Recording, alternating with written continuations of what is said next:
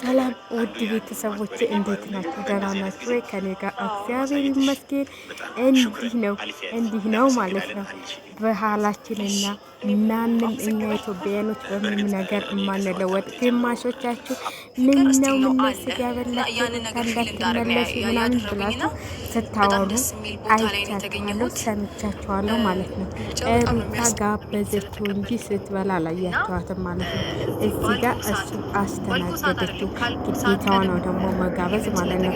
ከዛ ደግሞ በትናንቱ አደነቀችው ማለት ነው። ወንድ ልጅ እኔ ብያቸዋለሁ፣ ቀን በሰራሁት ቪዲዮ ነግሬያቸዋለሁ። መታመኛውና በመታመኑ ሊታመን ወንድ ልጅን ከአልጋ ላይ ማነው ስትል ማነው ሰው እንደዛ ማናቸውም የምታረጉ የላቸውም። እና በጣም ደስ በሚል ሁኔታ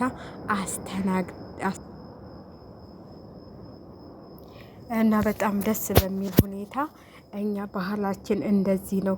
ሁላችንም ተዋደን ተስማምተን የምንኖርበት አገር እንጂ ይሄ ብሄል ይሄ ሃይማኖት ተብሎ አይደለምና የእንትላችን ደግሞ የስነ ስርዓታችንን አይታችኋል። ነገረቻችሁ እኮ አሳየቻችሁ ማለት ነው በቪዲዮ። እኛ ትንሽ ቀደም ብለን እንበላለን፣ እነሱ ደግሞ ትንሽ ቆይተው። እሱ ትክክል ነው። እንኳን እነሱ እኮ የሚበሉት እናቴ እስከ 10 ሰዓት እየበሉ እኛ 2 ሰዓት በልተን እዛ ደኩል ከእነሱ ጋር እንጦም እንዴ? ተይ እንጂ ሩታዬ፣ ይችን እንኳን ቀነስ ብታረጊያት ምን አለበት? እኛ እኮ ምንም ያልበላናት ሽሮ እሱ እኮ አይተሻል እንግዲህ ያቀረብሽለትን ምግብ ማለት ነው። እየቀረበውን ምግብ ይህን ሁሉ እኮ ነው ያስገባው። እኛ እኮ ግፋቢል ጎመን ነች ጎኗ የምናስቀምጠውና ሩታዬ ከእነሱ ጋር እኩል እንጡም ብለሽ ታስቢያለሽ እንዴ? እስከ 9ም ተጦም። እኛ እኮ በጣም ጎበዞች። በጦምማ እንደኛ አይጦሙም ማለት ነው። እነሱ ሌሊቱን ሁሉ ሲበሉ እያደሉ እንዴት ነው እስከ 12 ሰዓት መጦም የሚያቀታቸው ማለት ነው። እኛ ደረቅ ሽሮ በልተን እስከ 9 ሰዓት እየጦምን ነው ሩታዬ። እኛ ቀደም እንላለን ትያለሽ። እንዲህ መቅደም አለብን እንጂ ልዩነቱን እንኳን ማየት አለብሽ። 4 ሰዓት እኮ ልዩነት አለው እናቴ፣ የምንበላበት እንኳን ውሃ የምንጠጣበት ማለት ነው። እና ልዩነት ስላለው ነው። ስለዚህ ነው ማለት ነው። እና በጣም ደስ በሚል ሁኔታ ሩታዬ አስደስተሽኛል ማለት ነው። ግማሹ ስጋ ልትበላ ነው ወይ በጦሙ ምናምን ሲሉሽ ሰምቻለሁ ማለት ነው። አንቺ ግን ምንም ነገር እንዳልበላሽ እንዳልጠጣሽ አሳይተሻቸዋል ማለት ነው። ምንም ነገር እንዳልበላሽ ጁስ ብቻ ነው የጠጣሽው እና የሆነ ሾርባ ጠጥተሻል። በቃ ከዛ ውጭ ምንም አልበላሽም። ስለዚህ ስጋ አልበላችም ሩታዬ። ይህ ያስደስታል።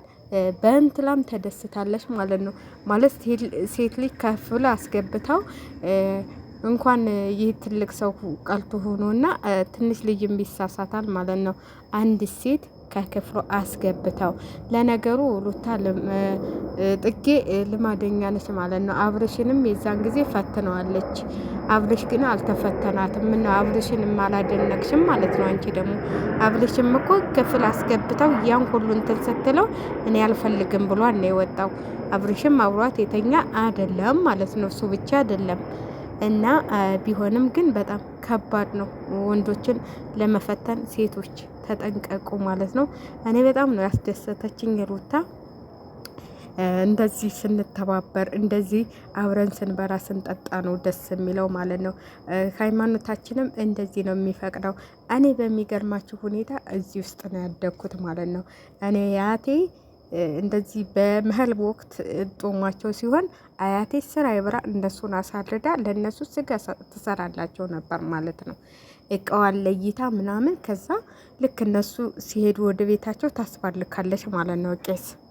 እና በባህላችንም የተለመደ ነው። አብሶ እንግዲህ ወሎ ውስጥ ያላችሁ ታውቃላችሁ ምንም ልዩነት እንደሌለን፣ ስጋ ብቻ ነው ልዩነታችንና በእምነታችን በሃይማኖታችን ምንም ተከፋፍለን ያልነበርን ያላደግን ልጆች ነን ማለት ነው። እና ግማሾቻችሁ የሆነች ልጅ እንደው ወደኛ እንዳትመጪ እዛ ስጋሽን በልተሽ ሳለምሽ ምናምን ስትል እንዴ አብሎ በመቀመጥና አብሎ በመብላት በመጠጣት ሆነ እንዲ በልብስ ሆነ እንዲ እስልምና ተው እንጂ እንደው አታብዙት እናንተን። ሰውን ወደዛ ትገፋፉ።